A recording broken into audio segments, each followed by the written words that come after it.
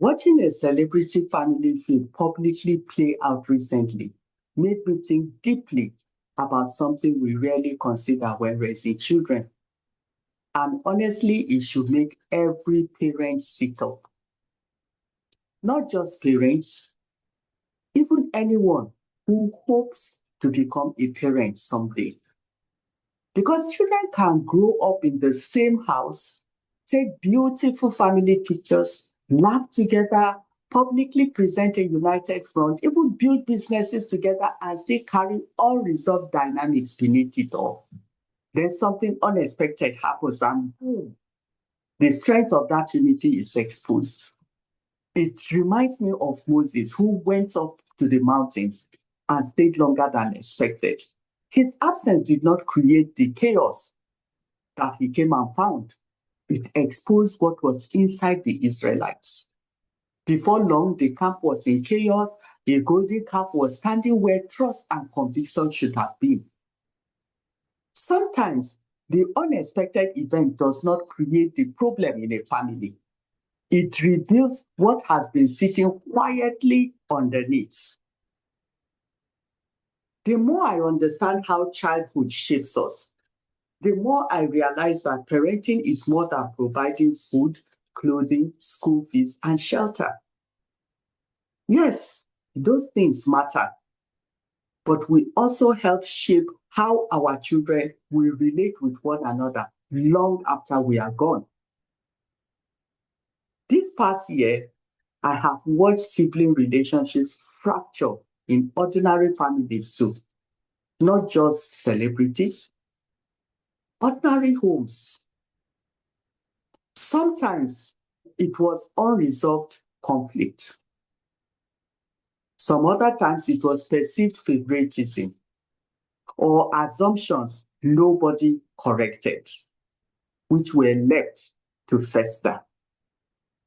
Sometimes it was wounds that have been sitting quietly for years, waiting for life pressure to blow them open. So maybe we need to use this opportunity to rewind and look at our own parenting. Have you taught and shown your children that they are equally loved? Because the story of Joseph shows us what favoritism can do in a family. Jacob loved Joseph in a way that was obvious to everyone.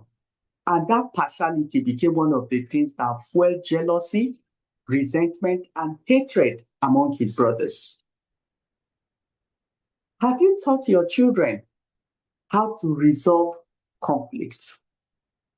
Or have you taught them by what you do to avoid difficult conversations until resentment sets in? Think of David's family. One devastating wrong was left unresolved. Anger was allowed to sit. Resentment gathered ammunition. And eventually, sibling conflict became deadly. So silence did not create peace, as we often think. It only postponed the explosion. Have you shown your own children that they can be completely different people and still respect each other? Have you taught them that belonging does not require conformity? That one child can be very different from the others and still be equally loved in the family, respected, and fully be part of the family? Remember Jephthah. His brothers decided that because there was something different about his story, he did not deserve the same place in the family. They drove him away. Then later, when they needed what he carried, they went looking for him. Have you shown your children that boundaries are not hatred? Because you cannot teach boundaries only with your mouth. You teach it by allowing your children to have healthy boundaries and respecting those boundaries when they express them. And this next one is very important. How do you speak about one child to the others when that child is not present in the room? Do you speak with understanding Or do you routinely give the absent child an uppercut and recruit the others into your frustration with them? Because those little alliances, those negative side talks, those small camps we create or permit in childhood can become very expensive in adulthood. So if you recognize some of these things in your parenting, this is not the time for defensiveness. This is an opportunity. Begin repairing what can still be repaired. Talk differently. Stop comparing. Stop creating camps. Teach conflict resolution. Respect individuality. Apologize where necessary. Respect boundaries when they have set them.